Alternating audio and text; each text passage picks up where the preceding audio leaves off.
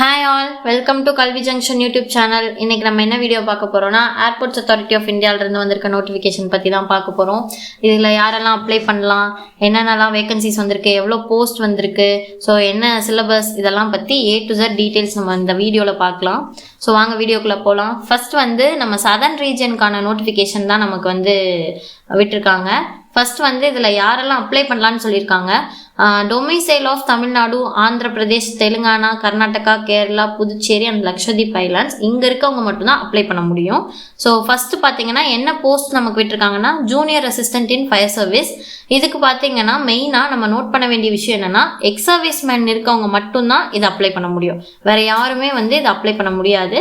So ஓப்பனாக எல்லாருமே apply பண்ணலாம்னு நினச்சிக்காதீங்க. ஒன்லி எக்ஸ் சர்வீஸ் மேன் மட்டும்தான். ஸோ இதில் பார்த்தீங்கன்னா எவ்வளோ பே ஸ்கேல் நம்ம கொடுத்துருக்காங்கன்னா வந்து 31,000லேருந்து 92,000 வரைக்கும் சொல்லியிருக்காங்க. டோட்டல் வேகன்சிஸ் வந்து 78 வேகன்சிஸ் சொல்லியிருக்காங்க. Completely for ex service man தான். செகண்ட் பார்த்தீங்கன்னா ஜூனியர் அசிஸ்டன்ட் இன் ஆஃபீஸ். அதுக்கு வந்து 2 வேகன்சிஸ் வந்து சொல்லியிருக்காங்க. அது வந்து ஜூனியர் அசிஸ்டன்ட்னால இது வந்து இதுவும் சேம் தான். 31,000லேருந்து 92,000 வரைக்கும் சொல்லியிருக்காங்க. பிடபிள்யூபிடி கேண்டிடேட்ஸுக்கு வந்து ஏ செக்ஷன் வந்து அவங்களோட கேட்டகரியில் A அண்ட் D அண்ட் Eக்கு வந்து மொத்தமாக 2 வேகன்சிஸ் சொல்லியிருக்காங்க. அண்டு பார்த்தீங்கன்னா சீனியர் அசிஸ்டன்ட் வந்து தேர்ட் போஸ்ட் வந்து சீனியர் அசிஸ்டன்ட் இன் எலக்ட்ரானிக்ஸ். இவங்களுக்கு வந்து 36,000லேருந்து 1,10,000 வரைக்கும் சொல்லியிருக்காங்க. டோட்டலாக வந்து 25 வேகன்சிஸ் சொல்லியிருக்காங்க. அதில் வந்து எக்ஸ் சர்வீஸ் மேனுக்கு வந்து 3 வேகன்சிஸ் வந்து இதுலேயே இன்க்ளூட் ஆயிரும்னு போட்டிருக்காங்க. ஸோ பிடபிள்யூபிடி கேண்டிடேட்ஸ்க்கு எந்த ஒரு வேகன்சியும் கிடையாது இதில். அதை நீங்கள் நோட் பண்ணிக்கோங்க. அண்டு ஃபோர்த்து போஸ்ட் பார்த்தீங்கன்னா சீனியர் அசிஸ்டன்ட் இன் எலக்ட்ரானிக்ஸ். இவங்களுக்கும் சேம் தான். 36,000லேருந்து ஒரு 1,10,000 வரைக்கும் பேசிக் பே சொல்லியிருக்காங்க. டோட்டலாக ஒரு 19 வேகன்சிஸ் சொல்லியிருக்காங்க. அதில் பார்த்தீங்கன்னா ESM எக்ஸ் சர்வீஸ் மேனுக்கு வந்து 2 வேகன்சி சொல்லியிருக்காங்க. அண்ட் பிடபிள்யூபிடியில் வந்து A and B கேட்டகரிக்கு வந்து 2+3 டோட்டலி ஒரு இவங்களுக்கு மட்டுமே ஒரு 7 வேகன்சிஸ் போயிடும். அப்போ 19ல் வந்து 7 வந்து இவங்களுக்கு போயிடும். ஸோ பேலன்ஸ் இருக்க 12 தான் ஓப்பனாக நம்ம காம்படிஷனில் இருக்கும். அதுவும் வந்து நீங்கள் நோட் பண்ணிக்கணும்.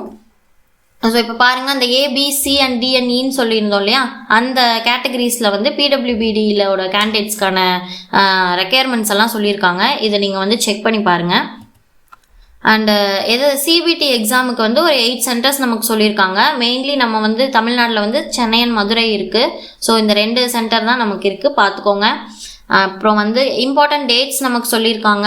ஆன்லைன் ரெஜிஸ்ட்ரேஷன் வந்து எப்போ ஸ்டார்ட் ஆகுதுன்னா வந்து 27/12/2023 வந்து ஸ்டார்ட் ஆகுது. எப்போ கம்ப்ளீட் ஆகுதுன்னா 26/1/2024. கிட்டத்தட்ட 1 மந்த் நமக்கு டைம் தராங்க. அதுக்கப்புறம் ஆன்லைன் எக்ஸாமினேஷனோட டேட்ஸ் எதுவுமே நமக்கு அனௌன்ஸ் பண்ணலை, லேட்டராக தான் சொல்லுவோம் அப்படின்னு போட்டிருக்காங்க. இப்போ பார்த்தீங்கன்னா நம்மளோட பேசிக் பே மட்டும்தான் நமக்கு போட்டிருந்தாங்க. அது மட்டும்தான் நம்மளோட சம்பளம் அப்படின்னு நம்ம நினச்சக்கூடாது. அது கூட நமக்கு DA வரும், பர்க்ஸு, ஹவுஸ் ரெண்ட் அலோவன்ஸு, அது இல்லாமல் PF இந்த மாதிரியெல்லாம் நமக்கு நிறையா வந்து கவர் ஆகும். ஸோ நமக்கு வந்து பே வந்து ரொம்ப அதிகமாக தான் வரும். நமக்கு சொல்லியிருக்கிறத விட கிட்டத்தட்ட ஒரு 10,000 ப்ளஸ் நமக்கு வந்து கண்டிப்பாக வரும். அண்ட் ப்ளஸ் இது வந்து ஏர்போர்ட்ஸ் அத்தாரிட்டி ஆஃப் இந்தியாவிலேருந்து வந்திருக்கனால நமக்கு நிறைய பெனிஃபிட்ஸ், மெடிக்கல் பெனிஃபிட்ஸாக இருக்கட்டும், ஏர்போர்ட் ரிலேட்டட் பெனிஃபிட்ஸாக இருக்கட்டும், நமக்கு வந்து அது நிறையாவே கிடைக்கும். அதுவும் வந்து ஒரு நல்ல ஒரு வாய்ப்பு தான் நமக்கு. அடுத்து வந்து நமக்கு ஏஜ் என்ன சொல்லியிருக்காங்கன்னா 18 to 30 இயர்ஸ் சொல்லியிருக்காங்க. அண்டு 20/12/2023 அந்த டேட் படி நமக்கு வந்து 18 to 30 இயர்ஸ் நமக்கு வந்து கம்ப்ளீட் ஆகிருக்கணும். அதை பார்த்துக்கோங்க. ரிலாக்ஸேஷன்ஸும் வந்து ஒரு கேட்டகரிக்கும் சொல்லியிருக்காங்க. 3 இயர்ஸ் வந்து OBC கேட்டகரிக்கு சொல்லியிருக்காங்க. 5 இயர்ஸ் வந்து SCR/STக்கு சொல்லியிருக்காங்க. அண்ட் 10 இயர்ஸ் வந்து பர்சன்ஸ் வித் பெஞ்ச்மார்க் டிசபிலிட்டிஸுக்கு சொல்லியிருக்காங்க. இதெல்லாமே நீங்கள் நோட் பண்ணிக்கணும். அண்டு மெயினாக வந்து குவாலிஃபிகேஷன் அண்ட் எக்ஸ்பீரியன்ஸ் பற்றி நமக்கு வந்து தனித்தனியாக கொடுத்துருக்காங்க. அதை நீங்கள் நோட் பண்ணுங்கள். இப்போ ஜூனியர் அசிஸ்டன்ட் ஃபயர் சர்வீஸ்க்கு வந்து அவங்க எஜுகேஷன் குவாலிஃபிகேஷன் என்ன சொல்லியிருக்காங்கன்னா 10th பாஸ் பண்ணியிருக்கணும், ப்ளஸ் வந்து 3 இயர் டிப்ளமோ கோர்ஸ் ஒன்று முடிச்சிருக்கணும். அதுவும் வந்து மெக்கானிக்கல், ஆட்டோமொபைல் இல்லைனா ஃபயர், இந்த 3 சப்ஜெக்ட்ஸில் தான் நம்ம முடிச்சிருக்கணும். அப்படி இல்லைனா 12th பாஸ் இருந்தால் போதும். ஸோ ரொம்ப ஒரு பேசிக் குவாலிஃபிகேஷன் தான் நமக்கு சொல்லியிருக்காங்க. நெக்ஸ்ட்டு பார்த்தீங்கன்னா அதெல்லாமல் டிரைவிங் லைசன்ஸில் வந்து அவங்க ஒரு வேலிடிட்டி கேட்டிருக்காங்க. ஃபர்ஸ்ட் வந்து ஹெவி வெஹிக்கல் டிரைவிங் லைசன்ஸ் நம்ம வந்து வச்சுருக்கணும். அப்படி நம்மக்கிட்ட இல்லை அப்படின்னா மீடியம் வெஹிக்கல் லைசன்ஸ் வந்து வச்சுருக்கலாம். அது வந்து நம்ம 2012-2023 இந்த டேட்டில் ஒரு வருஷத்துக்கு முன்னாடி வேலிடாக இருக்கணும். அப்படி இல்லைன்னா லைட் மோட்டர் வெஹிக்கல் லைசன்ஸ் வச்சுருக்கலாம். அது வந்து இந்த டேட்லேருந்து 2 இயர்ஸ் பிஃபோர் இருக்கணும் கம்ப்ளீட்டாக. ஓகேங்களா, அதை நீங்கள் வந்து பார்த்துக்கணும். இது மட்டும் இல்லைங்க, இப்போ ஃபார் எக்ஸாம்பிள் நீங்கள் வந்து மீடியம் வெஹிக்கல் லைசன்ஸ் தான் வச்சுருக்கீங்க, இல்லை லைட் மோட்டார் வெஹிக்கல் லைசன்ஸ் தான் வச்சுருக்கீங்க, நாங்கள் அப்ளை பண்ணிடுறீங்க, கம்ப்ளீட் பண்ணி நீங்கள் வந்து ஜாபு வாங்கிடுறீங்கனாலும் அதுக்கப்புறம் வந்து ப்ரொபேஷன் பீரியட் முடியறதுக்குள்ளே நீங்கள் ஹெவி டியூட்டி டிரைவிங் லைசன்ஸ் இங்கே எடுத்துருக்கணும். அப்படி எடுக்கலைன்னா உங்களோட ப்ரொபேஷன் பீரியட் மறுபடியும் ஒரு வருஷம் எக்ஸ்டெண்ட் பண்ணிடுவாங்க. ஸோ ப்ரொபேஷன் பீரியட் எக்ஸ்டெண்ட் பண்ணால் ஆட்டோமேட்டிக்காக நமக்கு இன்க்ரிமெண்ட்ஸாக இருக்கட்டும், கன்ஃபர்மேஷன் ஆர்டராக இருக்கட்டும், எல்லாமே அது முடிஞ்சதுக்கப்புறம் தான் வரும். ஸோ அதனால் நீங்கள் முடிஞ்ச அளவுக்கு ஹெவி வெஹிக்கல் டிரைவிங் லைசன்ஸ் வந்து முன்னாடியே எடுத்துடணும். அதர்வைஸ் வந்து உங்களுக்கு இந்த மாதிரி ஒரு ப்ராப்ளம் வரும், அதை நோட் பண்ணிக்கோங்க. நெக்ஸ்ட் வந்து ஃபிசிக்கல் ஃபிட்னஸ் வந்து சொல்லியிருக்காங்க.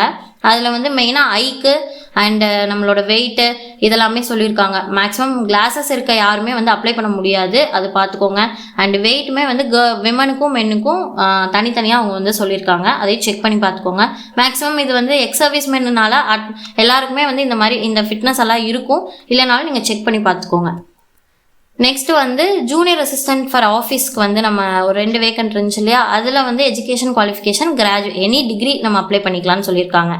தேர்ட் போஸ்ட் வந்து சீனியர் அசிஸ்டன்ட் இன் எலக்ட்ரானிக்ஸ். இதுக்கான எஜுகேஷன் குவாலிஃபிகேஷன் என்ன சொல்லியிருக்காங்கன்னா, டிப்ளமா வந்து electronics or telecommunication or radio இன்ஜினியரிங்கில் நம்ம முடிச்சு வச்சுருக்கணும். அண்ட் அது மட்டும் அல்ல, நமக்கு வந்து எக்ஸ்பீரியன்ஸ் கேட்டிருக்காங்க. ஒரு 2 வருஷம் எக்ஸ்பீரியன்ஸ் வந்து அந்த பர்டிகுலர் ஃபீல்டில் வந்து நமக்கு கேட்டிருக்காங்க. அது வந்து ரொம்ப மஸ்ட்டுங்க, கண்டிப்பாக நமக்கு வந்து எக்ஸ்பீரியன்ஸ் வந்து இருக்கணும். இந்த ரெண்டுமே வந்து எசென்ஷியல் குவாலிஃபிகேஷனாக வருது நமக்கு. நெக்ஸ்ட் பார்த்தீங்கன்னா சீனியர் அசிஸ்டன்ட் இன் அக்கௌண்ட்ஸுக்கு வந்து எனி டிகிரி, ஆனால் வந்து ப்ரிஃபரன்ஸ் வந்து பிகாம் டிகிரிக்கு தான் கொடுப்பாங்க. ஸோ பிகாம் மெம்பர்ஸ் வந்து இதை வந்து தாராளமாக அப்ளை பண்ணலாம். இதுக்குமே வந்து எக்ஸ்பீரியன்ஸ் கேட்டிருக்காங்க. ஒரு 2 வருஷம் எக்ஸ்பீரியன்ஸ் வந்து அந்த பர்டிகுலர் ஃபீல்டில் financial statements, taxation, audit reports and financial accounts இந்த ரிலேட்டட் இதில் ஃபீல்டில் வந்து நமக்கு வந்து 2 வருஷம் எக்ஸ்பீரியன்ஸ் இருக்கணும்னு சொல்லியிருக்காங்க. இது வந்து இந்த 2 எக்ஸ்பீரியன்ஸ் நமக்கு சொல்லியிருக்காங்க பார்த்தீங்களா, 2 இயர்ஸ், அது ரெண்டுமே வந்து ஃபுல் டைம் பேசிஸில் தான் இருக்கணும். அதை தான் வந்து நாங்கள் எடுத்துக்குவோம்னு சொல்லியிருக்காங்க, பார்த்துக்கோங்க. அண்ட் நெக்ஸ்ட் வந்து செலெக்ஷன் எப்படி இருக்க போகுது, சிலபஸ் எல்லாம் எப்படி இருக்க போகுதுன்னு சொல்லியிருக்காங்க. இதில் வந்து 4 போஸ்ட்டுக்குமே தனித்தனியான ப்ராசஸ் தான், தனித்தனியான சிலபஸ் தான் பாருங்கள். ஜூனியர் அசிஸ்டன்ட் இன் ஃபயர் சர்வீஸ்க்கு வந்து ஃபஸ்ட்டு வந்து ஒரு கம்ப்யூட்டர் பேஸ்டு டெஸ்ட் இருக்கும், 2 ஹவர்ஸ்க்கு சொல்லியிருக்காங்க. இதில் வந்து அவங்க பாஸ் பர்சன்டேஜ் வந்து 50 மார்க்ஸ் எடுக்கணும். 100 கொஷின்ஸ் இருக்கும், அதில் வந்து 50 மார்க்ஸ் எடுத்தால் தான் நம்ம பாஸ் பண்ண முடியும். ஃபார் எஸ்சி அண்ட் எஸ்டி கேண்டிடேட்ஸ்க்கு வந்து 40 மார்க்ஸ் எடுத்தால் போதும். இதில் சிலபஸ் வந்து இது வந்து 12th ஸ்டாண்டர்ட் லெவலில் தானே இருக்குது. ஸோ அதனால் வந்து பார்ட் ஏ அண்ட் பார்ட் பின்னு பிரித்து 50% கொஷின் வந்து பேசிக் மேத்தமெட்டிக்ஸ், பேசிக் சயின்ஸு, இங்கிலீஷ் கிராமர், அது வந்து 10th லெவலில் தான். அதே பார்ட் பியில் பார்த்தீங்கன்னா 50% கொஷின்ஸ் வந்து general knowledge, general intelligence, general aptitude, English வந்து 12th ஸ்டாண்டர்ட் லெவலில் இருக்க போகுது. அண்ட் ஸ்டேஜ் 2 பார்த்தீங்கன்னா ஃபஸ்ட்டு வந்து சிபிடி எக்ஸாம் இருக்கும். செகண்ட் ஸ்டேஜ் நமக்கு என்னென்னா வந்து டாக்குமெண்ட் வெரிஃபிகேஷன் இருக்கும். அதுக்கப்புறம் வந்து நமக்கு மெடிக்கல் எக்ஸாமினேஷன் இருக்கும். அந்த ஃபிசிக்கல் ஃபிட்னஸ்லாம் சொன்னோம் இல்லையா, அந்த டெஸ்ட், அந்த மெஷர்மெண்ட்லாம் நமக்கு எடுத்து அதுலேயும் நம்ம கிளியர் பண்ணிட்டோம்னா அதுக்கு அடுத்து தான் வந்து டிரைவிங் டெஸ்ட் இருக்கும். அதில் வந்து லைட் மோட்டர் வெஹிக்கிள் தான் வந்து நமக்கு வந்து ஃபஸ்ட்டு வைப்பாங்க. அதில் வந்து நம்ம கிளியர் பண்ணதுக்கு அப்புறம் தான் நம்ம வந்து ஃபிசிக்கல் என்டியூரன்ஸ் டெஸ்ட், பிடின்னு சொல்லுவாங்க இல்லையா, அந்த டெஸ்ட் நம்ம போவோம். ஸோ ஃபஸ்ட்டு சிபிடி இருக்கும், அதுக்கப்புறம் நமக்கு வந்து மெடிக்கல் எக்ஸாம் இருக்கும், அதுக்கப்புறம் தான் நமக்கு வந்து டிரைவிங் டெஸ்ட் இருக்கும். டிரைவிங் டெஸ்ட் முடிச்சதுக்கப்புறம் நம்ம பிடிக்கு போவோம். ஸோ பிடியில் வந்து மொத்தமாகவே வந்து ஒரு 5 செக்ஷன்ஸ் இருக்கும், 5 இது பண்ணுற மாதிரி இருக்கும். அதில் வந்து ஈச் வந்து 20 மார்க்ஸ்க்கு வைப்பாங்க. ஸோ அது முடிச்சதுக்கப்புறம் தான் நமக்கு வந்து ஃபைனலாக நமக்கு வந்து ரிசல்ட் வரும்.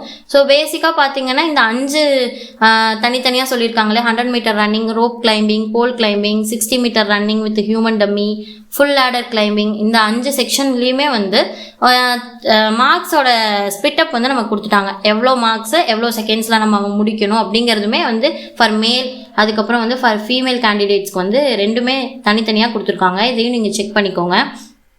இது முடிச்சதுக்கப்புறம் இந்த ஃபிசிக்கல் என்டியூரன்ஸ் டெஸ்ட் வந்து 60 மார்க்ஸ் எடுக்கணும் நம்ம 100 மார்க்ஸ்க்கு. ஸோ இந்த 60 மார்க்ஸ் எடுத்தால் பாஸ். இந்த பாஸ் பர்சன்டேஜ் இருந்தாலே போதும். அப்போ இதுக்கப்புறம் தான் நமக்கு வந்து ஃபைனல் ரிசல்ட் வருது. அந்த ஃபைனல் ரிசல்ட் எதை பேஸ் பண்ணியிருக்கோன்னா, நம்ம ரிட்டன் டெஸ்ட் எழுதுறதோட மார்க்கில் வந்து ஹையஸ்ட் மார்க் வச்சு தான் நமக்கு ஃபைனல் மெரிட் பண்ண போகிறாங்க.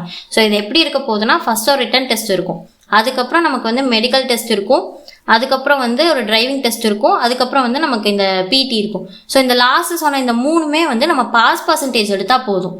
சிபிடியில் மட்டும்தான் நம்ம ஹையர் ஸ்கோர் எடுக்கணும். ஸோ இதை 3லையுமே நம்ம பாஸ் பண்ணிவிட்டு சிபிடியில் யார் ஹையஸ்ட் மார்க் இருக்காங்களோ அந்த பேசிஸில் நமக்கு வந்து இதில் வேலை போடுவாங்க.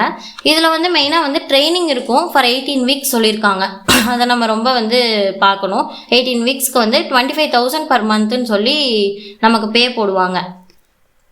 அண்டு நெக்ஸ்ட் என்னன்னா வந்து இதில் நம்ம வந்து ரிசைன் பண்ணோம் அப்படின்னா வந்து ஒரு பர்டிகுலர் ரெசிக்னேஷன் பண்ணுறோம் அப்படின்னா அதுக்கு ரெக்கவரி அமௌண்ட் நம்ம கட்டணும். அதையும் வந்து இம்பார்ட்டண்ட்டாக மென்ஷன் பண்ணியிருக்காங்க. இதெல்லாமே நம்ம கண்டிப்பாக தெரிஞ்சுக்கணும். ஏன்னா நம்ம வந்து வேலைக்கு சேர்ந்து ஒரு 3 இயர்ஸ்க்குள்ளே நம்ம ரிசைன் பண்ணோம்னா நம்ம வந்து ரெக்கவரி அமௌண்ட் நம்ம கட்டணும். அதுதான் இங்கே கொடுத்துருக்காங்க. ஒரு ஃபஸ்ட்டு வந்து ட்ரைனிங்கில் இருக்கும்போது நீங்கள் வந்து ரிசைன் பண்ணுறீங்கன்னா அப் டு 1 lakh வரைக்குமே வந்து நீங்கள் கட்டணும். அண்டு அதுக்கப்புறம் ஒரு 3 இயர்ஸ் வரைக்கும் இப்போது ட்ரைனிங் முடிச்சுட்டு 3 இயர்ஸ் வரைக்கும் நீங்கள் வந்து ரிசைன் பண்ணுறீங்க அந்த டைமுக்குள்ளனா 3 lakhs 2 lakhs 1 lakhs அப்படின்னு சொல்லி மாறுது பாருங்கள். இதுவும் வந்து நீங்கள் நோட் பண்ணிக்கணும்.